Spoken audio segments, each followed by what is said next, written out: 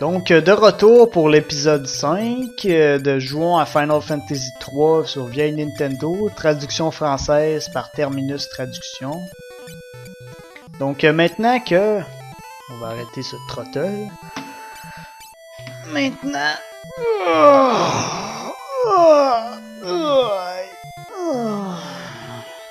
Maintenant que nous sommes tous level 6 et que nous avons tous plus de 100 HP, ça va rendre la progression plus simple pour la suite. Donc on va commencer par changer nos classes. Dans tout bon Final Fantasy, il y a les guerriers. Puis dans tous les Final Fantasy à venir à date, les guerriers n'ont jamais été faibles. Ça a toujours vraiment été une classe extrêmement bonne pour débuter. Puis très efficace pour tuer des ennemis rapidement. C'est aussi le cas dans ce jeu-là. Donc on va y aller en y équipant 2 épées pour qu'ils fassent 2 fois plus mal. Et on pourrait y mettre aussi un bouclier à la place d'une épée, mais les boucliers sont pas assez efficaces pour que ça serve à quelque chose pour le moment. On va l'équiper. Pour le moment, c'est tout ce qu'il peut prendre, mais on va bientôt aller acheter des équipements. Donc, notre ami ici a déjà les équipements optimaux, puis oui, lui, on va le garder en moine. Ça va être notre second combattant. Bitch! Fucking bitch! Là, j'hésite entre soit faire transformer Bitch en mage blanc, puis Magus en mage rouge, ou Bitch en mage rouge. Mais qu'est-ce que je vais faire? Ok, regardez ce que je vais faire. On va prendre Bitch. Parce que le prochain donjon, un mage rouge pour le premier donjon, c'est très efficace parce que... Comme vous l'avez vu dans la dernière vidéo, quand on collecte le tueur blanc est une arme spéciale pour tuer les zombies.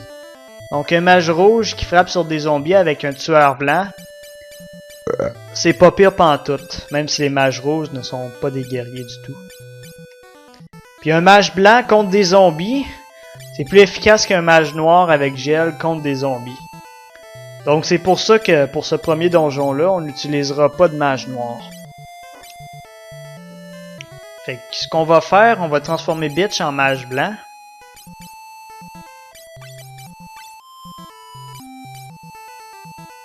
Shit. Magus en mage rouge.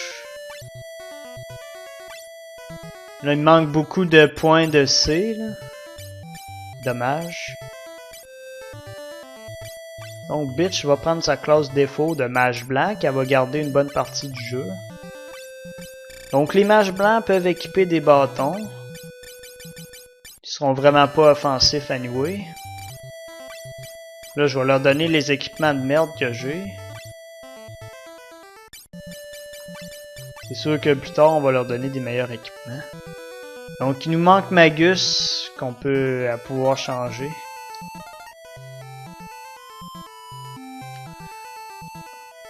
Donc, je vais grinder pour les points de capacité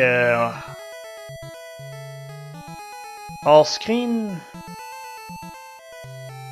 C'est qu'on va mettre le turbo.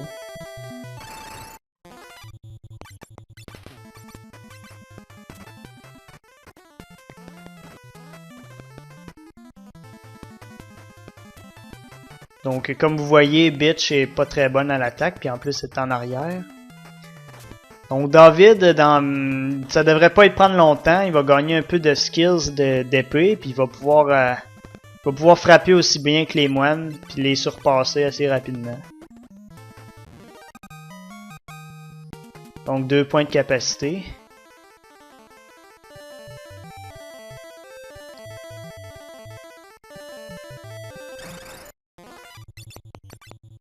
Ça irait quasiment plus vite de retourner à la grotte du début, les combats seraient plus rapides puis on gagnerait la capacité plus rapidement. Mais on gagnerait sûrement moins d'XP à côté de ça.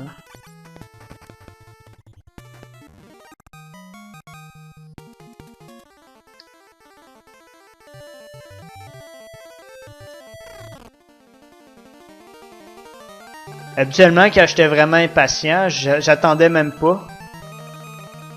Je me balançais tout de suite dans la grotte. Je grindais pas, là, je changeais même pas de classe, je me balançais avec les moines. Puis les persos qui ont pu changer de classe, puis je me balançais dessus.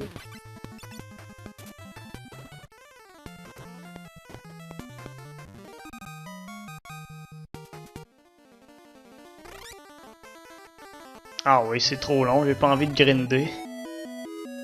Donc on va aller se soigner, on va aller acheter des armes.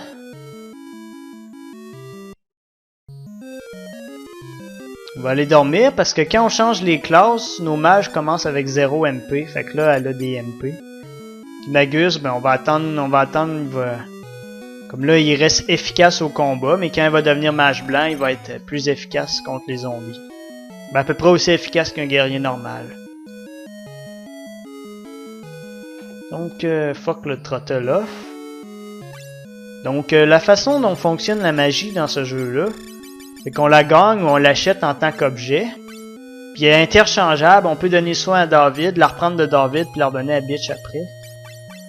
Donc, pour libérer l'inventaire, je vais donner la magie à leurs utilisateurs respectifs. Garde pour être sûr d'avoir équipé, ouais.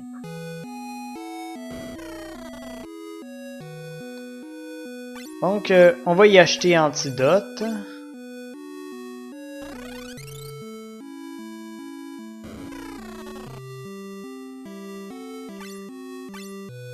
Habituellement, on trouve des bonnes armes. On trouve des bonnes armes anyway d'un donjon. Donc, ça sert pas à grand chose d'en acheter beaucoup, mais quand même...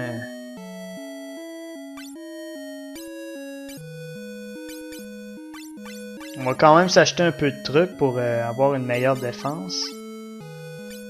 Puis il y a la mitrille. Toi t'as bien les 2 cuirs. Avec son cuir ça va être plus efficace que du tissu. Ah, tout le monde avait un cuir. Un casque de cuir. Pas grave.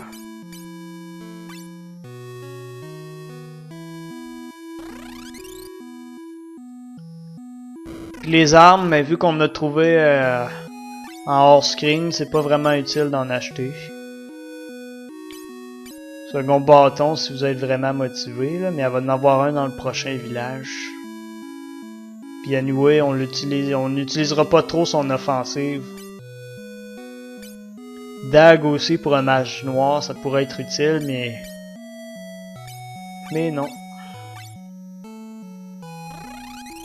Donc c'est tout pour l'achat. En fait, pognez-vous juste des armures en cuir, là, du linge en cuir en fait.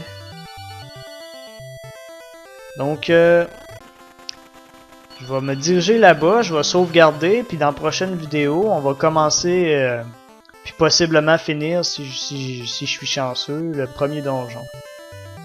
Donc merci d'avoir écouté cette courte vidéo.